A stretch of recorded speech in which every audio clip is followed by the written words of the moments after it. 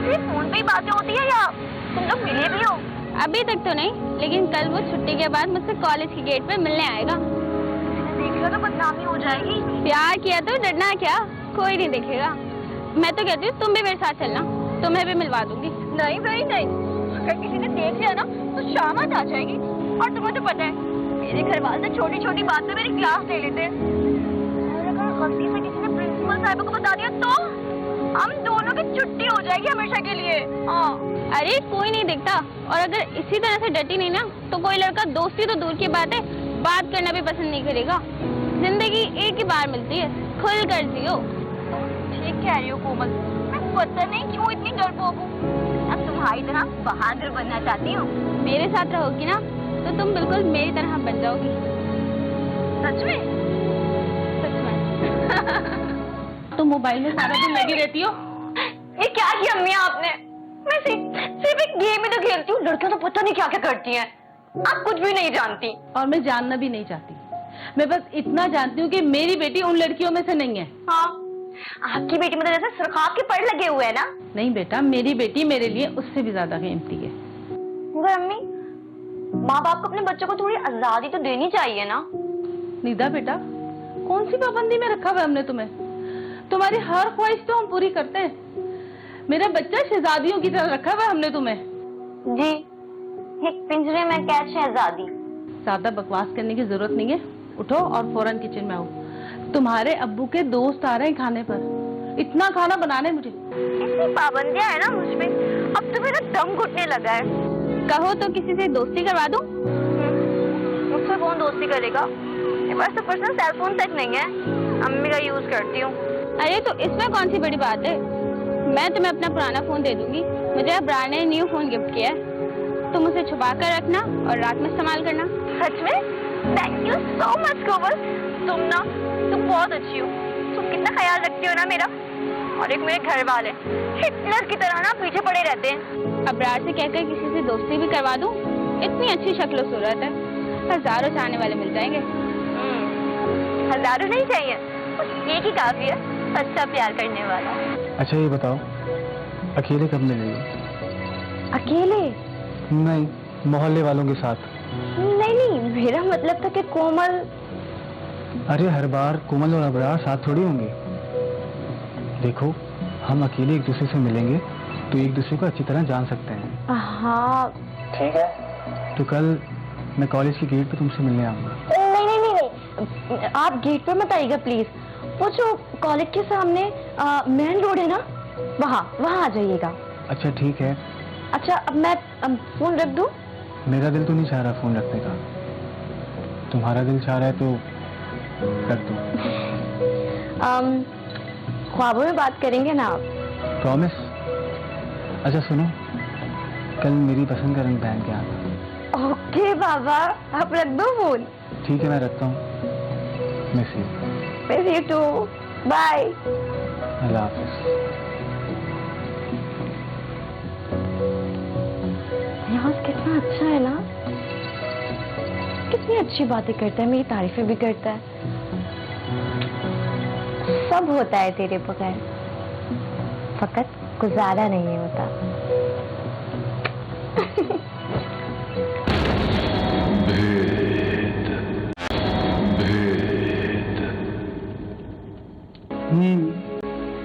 मुझे भी अंदाजा नहीं था कि मुझे किसी से मोहब्बत हो जाएगी। वैसे मेरी अम्मी मुझसे बहुत प्यार करती है, तुम्हें पता है। मैं अपनी अम्मी का लाडला हूँ। तो फिर तो आप घर वाले मान जाएंगे ना? मेरी अम्मी चाहती हैं कि मेरी शादी उनकी बहन की बेटी से हुई। और आप? मैं नहीं चाहता।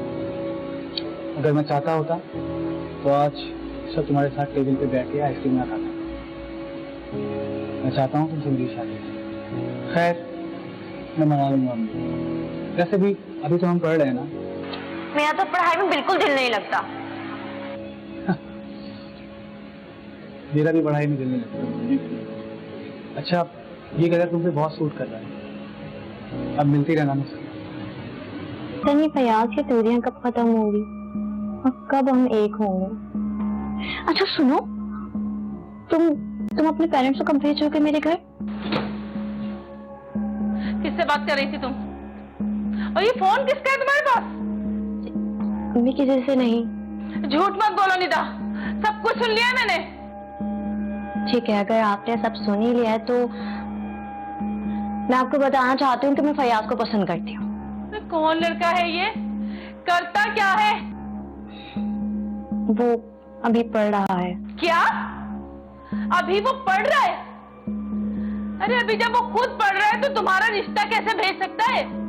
अभी तो वो अपना बोझ खुद नहीं उठा सकता, तो तुम्हें कहां से खिलाए पिलाएगा? और हम कैसे तुम्हें इजाजत दे दें कि तुम एक अंधे कुएं में छलांग लगा दो? अम्मी प्लीज, अपनी मर्जी से जिंदगी गुजारना मेरा हक है। हाँ ठीक है, आप लोगों ने मुझे पाला पोसा, मेरी हर ख्वाहिश पूरी की, पर इसमें कुछ नया नहीं है। हर पेरेंट्स करते हैं अपने बच्चों के लिए। मुझे अपनी जिंदगी अब कैसे गुजारनी है और किसके साथ गुजारनी है, ये फैसला मैं खुद करूंगी। मैं क्या बात करूं तुम्हारी अम्मी से? सबसे पहले वो मेरी जॉब का पूछेंगी और कहेंगी कि रिश्ता लेके घर आ जाओ, जो मैं अभी नहीं कर सकता। मुझे फयाज, तुम उनसे बात तो करो ना, उनको तसल्ली दे दो। प्लीज जितनी जल्दी हो सके ना अपनी अम्मी को राजी करो। मैंने अपनी अम्मी से बात की है, तुम्हें पता है? मेरी बात करने के बाद बहुत सब नाराज हो गई मुझसे। हैं? अब क्या होगा फयाज? मुझे थोड़ा सा वक्त दो, मैं फिर से बात करूंगा। इसीलिए पढ़ाया लिखाया था मैंने तुम्हें कि तुम एक गैर लड़के के लिए अपनी माँ से बदजुबानी करो। बहुत हो गया निदा, खत्म कर दो इस किस्से को, समझी? मेरे कहने पर अब एक बार मिलने फयाज से, प्लीज प्लीज। हद होती है हद धर्मी की। अरे मैं बोल कुछ और रही हूँ और तुम मुझे कुछ और समझा रही हो। और रही तुम्हारे अब्बू से बात करने की बात, वो मैं कर चुकी हूँ, साफ मना कर दिया उन्होंने। और क्यों मना नहीं करेंगे भाई? वो लड़का तो खुद अभी ज़ेरे तालीम है, खुद तो अपना बोझ उठा नहीं सकता, तुम्हें कहां से खिलाएगा? अम्मी प्लीज, आप लोग सिर्फ अपनी झूठी अना और जिद की वजह से हमारी जिंदगियां खराब कर रहे हैं। हम दोनों एक दूसरे के बगैर नहीं जी सकते। सब बकवास बातें होती हैं, कोई किसी के बगैर नहीं मरता। और ये जो प्यार मोहब्बत होते हैं ना, इसका हकीकत से कोई ताल्लुक नहीं। ये सब जो ना वक्ती उबाल होता है। तुम 2-4 महीने फैयाज से बातचीत बंद करके देख लो, सारा इश्क का भूत उतर जाएगा तुम्हारा। अब होता ये है कि बचपन में और बचपन से लेकर जवानी तक जो वालिदैन अपने बच्चों की इमोशनल नीड्स पूरी नहीं करते और उनसे ख़ास तौर से प्यार मोहब्बत का इजहार नहीं करते, उन्हें गले नहीं लगाते, उनका हाथ पकड़ के उनके कंधे पे थपथपाते नहीं हैं, तो वो इस इमोशनल नीड्स के पूरा ना होने की वजह से यही सारी चीज़ें कहीं और तलाश करते हैं। और मेल हो या फीमेल हो, ये चीज़ें जहाँ मिलती हैं वो दूसरी तरफ बहुत ज़्यादा तेज़ी से अट्रैक्शन महसूस करते हैं और उन्हें लगता है कि ये मोहब्बत है। लेकिन वो मोहब्बत नहीं होती, बल्कि इन्फैचुएशन है, एक ऐसा स्पेल है, एक ऐसा असर है कि जिसमें उन्हें हर चीज़ एक दूसरे की बहुत अच्छी लगती है और उसके अगेंस्ट अगर कोई भी शख्स बोलता है तो वो उन्हें बुरा नज़र आता है।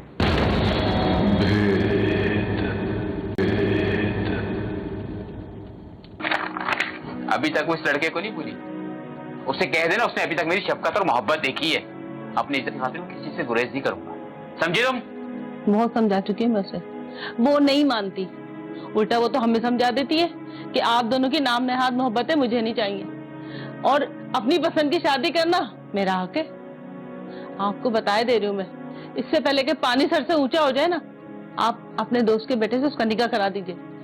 ठीक है, मैं बात करता हूँ। अगर जल्दबाजी करूंगा तो उनको शक हो जाएगा। आप कोई बहाना बना देना, आप कह देना कि आपकी बीवी हार्ट पेशेंट है और वो जल्द से जल्द चाहती है कि उसकी बेटी उसके घर चली जाए। क्या बातें कर रही हो? अल्लाह ना करे, औलाद की खातिर वालिदैन को क्या क्या करना पड़ता है। खैर देखना, शादी के बाद सब कुछ सही हो जाएगा और उसको जो ना अपनी ये बेवकूफियां ही लगेंगी सारी हरकतें। ठीक है, मैं कल बात करता हूँ। कहते हैं कि प्यार अंधा होता है, यानी जब इंसान मोहब्बत में होता है तो फिर उसको जिससे मोहब्बत है वही अच्छा नज़र आ रहा होता है और उसके बरक्स कोई बात करता है तो वो उसको अच्छा नहीं लगता। इसकी रीज़न ये है कि चूंकि वो एक इमोशनल स्टेट में होता है, इमोशनल फ्रेम ऑफ माइंड होता है, तो उसमें इमोशंस को अगर हम डिफाइन करें तो इमोशन यानी इसको आप समझ लें एनर्जी इन मोशन, यानी वो जो एनर्जी है वो कौन सी एनर्जी है, वो the most powerful energy in the world and that is love. तो वो जो लव एनर्जी है, लव का इमोशन है, वो टेक चार्ज करता है over the whole physical being, emotional being, mental being, और उसके नतीजे में फिर वो सारी चीज़ें चल रही होती हैं। तो यही वजह है कि फिर दूसरा अगर कोई उसके खिलाफ बात करता है या समझाने की भी कोशिश करता है तो वो उस वक्त उसे अच्छा नज़र नहीं आता। अच्छा ठीक है, वैसे भी तुम्हारी मंगनी हो रही है ना सर, कोई निकाह तो नहीं हो रहा ना? और मंगनी की क्या हैसियत? तुम्हें नहीं पता, मेरे घर वाले ना मंगनी का कहकर निकाह करवा देंगे। हाँ मैं तुम्हें बता रही हूँ फयाज, अगर मेरी किसी और से शादी हो गई ना तो मैं मर जाऊंगी। बेफिक्र रहो, ऐसा कुछ नहीं होगा, सब कुछ ठीक हो जाएगा। एक ही हाल है, हम ना कल निकाह कर लेंगे। हाँ कल? हाँ देखो हमारे पास ज्यादा टाइम नहीं है, कल ना घर से जैसे अब्बू निकलेंगे ना मैं तुम्हारे पास आ जाऊंगी। अच्छा ठीक है, देखो तुम्हें पता है अभी मैं कुछ कमाता नहीं हूँ, टोटल घर वालों पे डिपेंड करता हूँ, तुम्हें मेरा साथ देना होगा। मैं हर कदम पे तुम्हारा साथ दूंगी फयाज। आप लोग जहाँ मेरी शादी करवाना चाहते थे मैं वहाँ शादी नहीं कर सकती, इसलिए मैंने फैसला किया है कि मैं फयाज के साथ कोर्ट मैरिज कर लूं। ये क्या कर दिया रीना तुमने? अरे तुमने तो जीते जी अपने माँ बाप को मार दिया।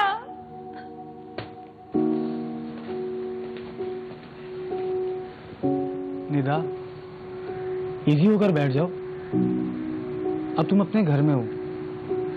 You know what फयाज, मुझे तो अभी तक यकीन नहीं आ रहा है, इतनी मुश्किलात के बाद फाइनली हम एक हो गए। अच्छा ये लो, अम्मी ने तुम्हारे लिए कपड़े भेजे हैं। लेकिन फयाज मैं अपने कपड़ों में ठीक हूँ। इतना फीका रंग तुमने पहना हुआ है, अम्मी को ये पसंद नहीं है। लेकिन फयाज ये देखो ना, ये कितने फजूल से और यूज हुए कपड़े दिए मेरे लिए। देखो निदा, अभी तो इब्तिदा है और तुम बहुत अच्छी तरह जानती हो कि तुम इस घर में अम्मी की मर्जी के खिलाफ आई हो, तो ये सब बर्दाश्त करना होगा। और मुझे पूरा यकीन है कि कुछ ही वक्त में मेरी तरह इस घर में सब तुम्हारे दीवाने होंगे। रहने दो, अपनी मर्जी तो तुमने कर ही ली और तुम्हारी मर्जी के आगे हमने अपना सर भी झुका दिया। अब तुम मुझसे क्या चाहते हो? देखिए अम्मी, जब आप नाराज होती हैं मेरा सुकून बर्बाद हो जाता है। प्लीज मुझसे इस लहजे में बात नहीं करें। ये जो निदा है उसको मोहल्ले की सारी औरतों ने पहचान लिया। ये कह रही थी कि लड़की तो टीवी पर आ रही है, अपने माँ बाप की इज्जत को रोन कर आ गई, वो भी एक लड़के के खातिर। और इसको शर्म आनी चाहिए। छोड़े ना अम्मी, लोगों का काम है बातें बनाना। अगर तुमने काम कर ही लिया मुझे बगैर बताए, क्या जरूरत थी खुद भी टीवी पर आने की, उसको भी टीवी पर लाने की, इतना मशहूर होने की। और वो क्या कहते हैं, हाँ सोशल मीडिया, उस पर आके इतनी मशहूरी करवा दी अपनी।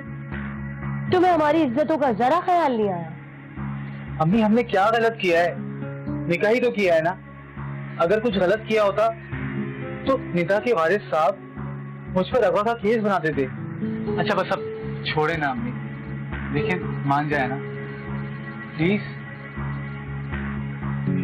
वाकई में अम्मी आपने उनके मुंह पे कह दिया? तुम्हें तो पता है जब तक मैं ना बोलूं भाई मुझे तो सुकून ही नहीं मिलता। क्या हुआ, कोई काम है तुम्हें?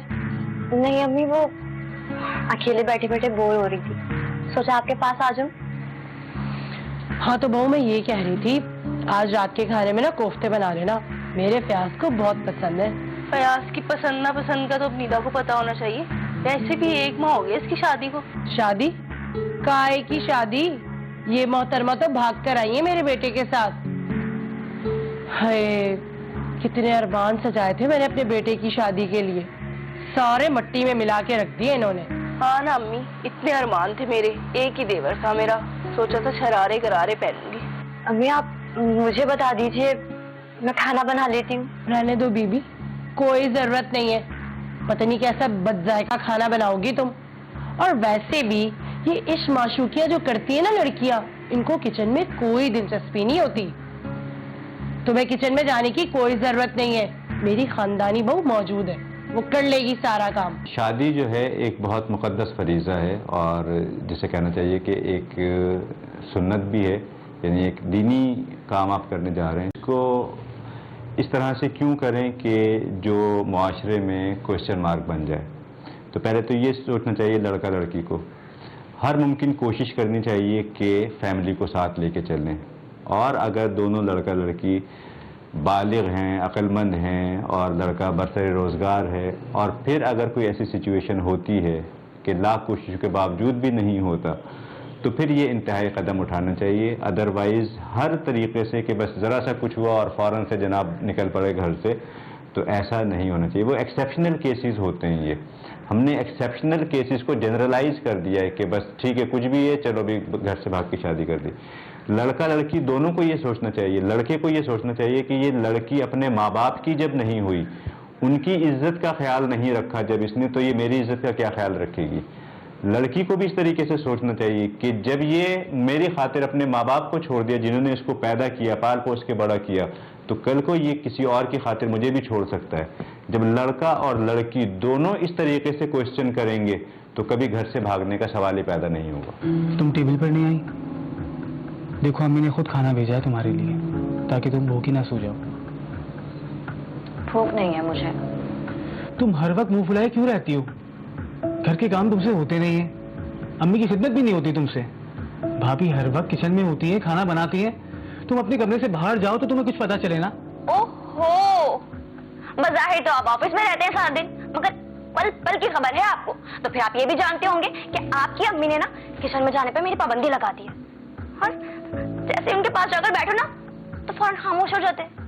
बात तक करने का कोई रवादार नहीं है मुझसे, और यहाँ पर तुम्हारे कान भरे जा रहे हैं मेरे खिलाफ। देखो निदा, मैं तुमसे पहले भी कह चुका हूँ कि मैं अपने घर वालों से बहुत मोहब्बत करता हूँ। तुम झूठी सच्ची कहानी लगाकर मुझे उनके खिलाफ भड़का नहीं सकती। तो क्या मतलब है तुम्हारा?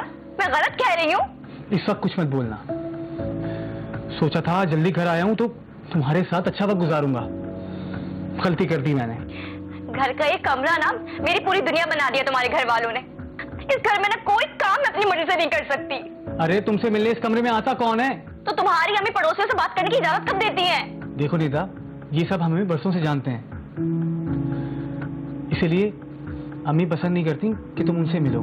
क्या तुम कहना क्या चाह रहे हो? हाँ, मैं गलत किरदार की मालिक हूँ? ये सिर्फ मैं ही जानता हूँ कि तुम एक अच्छी लड़की हो, मगर भाग के शादी करने वाली लड़की को लोग क्या समझते हैं? पसंद की शादी करना मेरा हक है, लेकिन माशरा इसे कबूल नहीं करता। बस तुम छोटी छोटी बातें दिल पे मत लिया करो, खुश रहा करो, हंसती मुस्कुराती रहा करो। मुझे अपनी वही निदा चाहिए जो पहले थी। तुम वो निदा नहीं रही। तो तुम भी तो पहले वाले फयाज नहीं रहे ना। वह मैं तुम्हारा प्यार से पेट तो नहीं भरता ना। अब तो मेरी जिम्मेदारी हो। अब खाना खा लो, शाबाश। लो।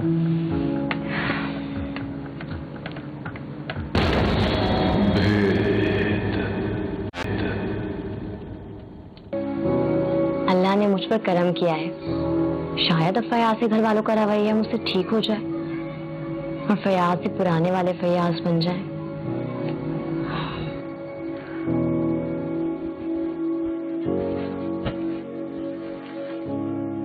निदा, कैसी तबीयत है तुम्हारी? मुझे अम्मी ने फोन करके बताया कि वो तुम्हें हॉस्पिटल लेके गई हैं। अरे इतनी बड़ी खुशखबरी मुझसे तो ऑफिस से भी नहीं रुका गया। Thank you so much. पता है निदा, शादी के 6-7 माह तक जब कोई खुशखबरी नहीं मिली तो मैं काफी मायूस हो गया था। मैंने समझ लिया था कि ये सब माँ बाप की नाफरमानी की सजा है, तो इसलिए मैंने अम्मी से माफी मांगी और उनसे दुआ के लिए कहा। और देखो, आज उनकी दुआ का नतीजा हमें इतनी बड़ी खुशखबरी मिली। तुम्हारे घर की औरतें कई बार मुझे ये बात जिता चुकी थी और वो सब मेरे यहाँ औलाद ना होने से खुश भी थी।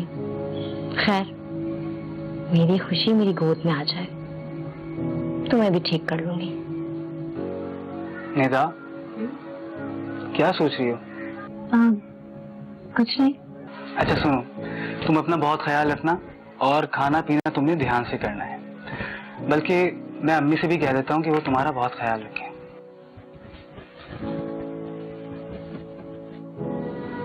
मुझे ना डर सा लगता है, कहीं तुम्हारे घर में बेटी की पैदाइश हो गई तो मुझे ऐसा ख्वाब भी आ जाए ना, मुझे पूरी पूरी रात नींद नहीं आती। मगर बेटियां तो माँ की परछाई होती है, और अगर अल्लाह ने तुम्हें भी बेटी दे दी तो, और वो भी किसी के साथ।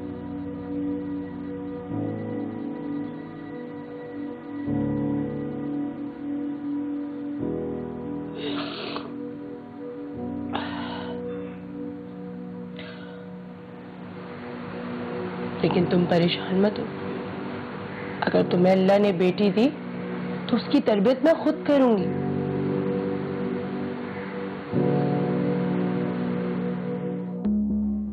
तुम क्यों शौक बनाए जा रही हो? लड़का हो या लड़की, दोनों ही अल्लाह की मखलूक है। अगर हालात ये ना होते ना तो तुम बेटी को गोद में लेकर भी खुश होती। ये तो तुम्हारे अपने अमाल है जो तुम्हें रुला रहे हैं। माँ बाप के सर पे मट्टी डालकर आने वाली, इसीलिए बेटी की पैदाइश से परेशान है। और हाँ, होना भी चाहिए। जैसा बोगी काटना तो पड़ेगा ना। माँ की वजह से ये बेचारी भी सारी जिंदगी शर्मिंदा ही रहेगी। क्या हो गया निदा? बच्ची कब से रो रही है? तुम्हें सुनाई नहीं दे रहा? मैं काफी वक्त से देख रहा हूँ तुम्हारी इस पर तवज्जो नहीं है। रोने दो इसे, इसके मुकद्दर में लिखा है रोना अपनी माँ की तरह। निदा, गलती तो हमारी है, इस बेचारी का क्या कसूर? ये तो मासूम बच्ची है। तुम्हें एहसास हो गया कि मुझसे शादी करना तुम्हारी गलती थी? मुझे अपने प्यार के जाल में फंसाया क्यों था? क्यों दिखाए जितने ख्वाब? लड़के ऐसी उम्र में ऐसी हरकत कर जाते हैं। लड़कियों को मोहतात रहना चाहिए। ये तो तुम्हारी खुशकिस्मती थी कि तुम्हें मुझ जैसा शरीफ लड़का मिला। जिस तरह तुम अपने माँ बाप को छोड़ के भाग के आई ना मेरे साथ, तुम्हारे साथ क्या हो सकता था तुम्हें इसका अंदाजा नहीं है। ये बात मेरे जहन में चिपक कर रह गई है। मेरी बच्ची थोड़ी सी बड़ी हो जाए, इसकी तरबियत मेरी माँ करेंगी ताकि ये मेरी बहनों जैसी बन सके। ऐसा नहीं कर सकती, क्योंकि मैं अच्छे तरीके से जानती हूँ कि तुम्हारी माँ जितनी नफरत मुझसे करती है ना, उतनी मेरी बेटी से भी करेगी। वो जानबूझ के इसे उस रास्ते पर चलाएंगी जिससे मेरी बदनामी हो। ये फजूल बात है तुम्हारी। मेरी माँ का तुम पे एहसान है। तुम अपने माँ बाप को छोड़ के यहाँ आई, उन्होंने तुम्हें एक्सेप्ट किया। वो चाहती हम दोनों को घर से बाहर निकाल देती। क्या मैं तुम्हें किराए के घर पे ज्यादा से बाहर रख सकता था? बिल्कुल भी नहीं। तुमसे ज्यादा मैं अपनी माँ से मोहब्बत करता हूँ। यकीनन तुम्हें छोड़ के मैं अपनी माँ के पास वापस ही आता। मेरी माँ का एहसान है तुम पे। मैं अपनी माँ से बहुत मोहब्बत करता हूँ। फिर मेरे माँ बाप ने क्या गलती की थी कि जो मैंने ऐसा कदम उठाया? उन्होंने तो मुझे बिल्कुल शहजादियों की तरह पाला था। मेरी हर ख्वाहिश पूरी करते थे, बिन बोले बिन मांगे। मगर उस वक्त मुझे सिर्फ ये याद था कि पसंद की शादी करना मेरा हक है। लेकिन मैं भूल ही गई कि माँ बाप के क्या हुकूक थे। मैं आ रही हूँ अम्मी अब्बू। मैं जा रही हूँ अपनी अम्मी अब्बू के पास।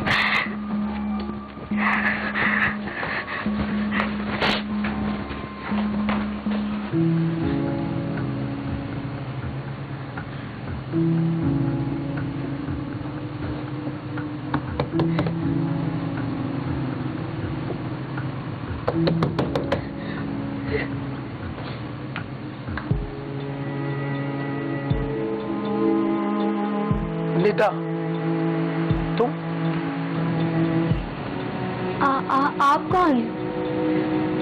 ये हमारा घर है।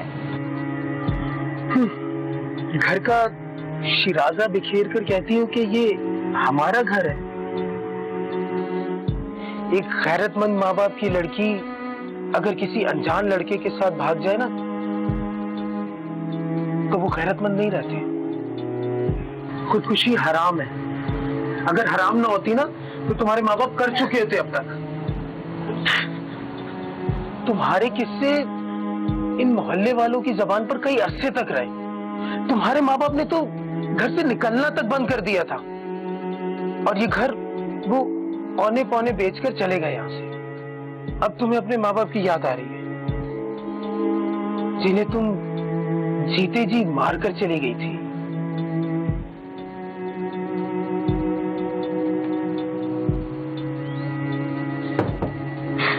अभी मुझे वक्त की भयानक तस्वीर दिखाती रही, मैं अपने बाप का सर हमेशा के लिए झुकाकर घर से ही भाग गई कि नए रिश्ते बना लूंगी। अपने इतने चाहने वालों को छोड़ दिया। फूल थी मेरी, मम्मी बिल्कुल सही कहती थी, दरख्त जड़ से और औरत अपने मैके से मजबूत होती है। इस बात का एहसास आज शिद्दत से हुआ। लेकिन कुछ ज़िंदगी में ऐसे हमारे इश्यूज होते हैं कि जो जब तक हम खुद से फेस ना कर लें वो चीज़ हमें समझ में नहीं आती। और कहते हैं कि अक्लमंद इंसान दूसरों की गलतियों से सीखता है और बेवकूफ़ इंसान वो गलती खुद करता है और फिर सीखता है। तो हमारे यहाँ बेवकूफ़ों की तो बहुतात है, और लोग पहले खुद पूरे उस प्रोसेस से गुजरेंगे और फिर वो सीखते हैं। और जैसा कि हमने इस ड्रामे में भी देखा कि लड़की को बहुत बाद में वो सारी चीज़ें समझ में आई। तो कहते हैं it is never too late. ठीक है, समझ में आई, ठीक है, आगे की ज़िंदगी में इंसान अगर उन चीज़ों को सामने रखे तो फिर वो गलती नहीं करेगा और अच्छे से ज़िंदगी गुजार सकता है। और इस पूरे सीन में लड़के का जो रोल था वो भी बहुत इम्पॉर्टेंट रोल था। लड़के ने चूँकि अपना रोल प्ले नहीं किया तो लड़की इस नैच पे पहुंची कि फिर उसको घर छोड़ना पड़ा और फिर वो दोबारा से अपने मैके जाती है और जहाँ पे उसको कुछ नहीं मिलता। तो जैसे शेक्सपियर ने कहा था कि life this world is a stage and everyone is playing a character. तो जो भी शख्स है वो अपना रोल प्ले कर रहा है, कैरेक्टर में है। तो आपको जो रोल मिले उसको ज़बरदस्त तरीके से परफॉर्म करें। आपको उसी पे क्वेश्चन किया जाएगा। आपकी शादी हो गई तो आप एज ए वाइफ और एज ए हस्बैंड बेहतरीन रोल प्ले करें, आपका उसी पे ही क्वेश्चनर बनेगा। जो सास ससुर बन गए उनको उस सास ससुर के रोल में ज़बरदस्त तरीके से परफॉर्म करना है। जब जब आप अपना रोल सही परफॉर्म नहीं करेंगे, माशरे में बिगाड़ पैदा होगा, घर टूटेंगे और फ्रस्ट्रेशन, प्रॉब्लम्स और डिफ़िकल्टीज़ नज़र आएंगी।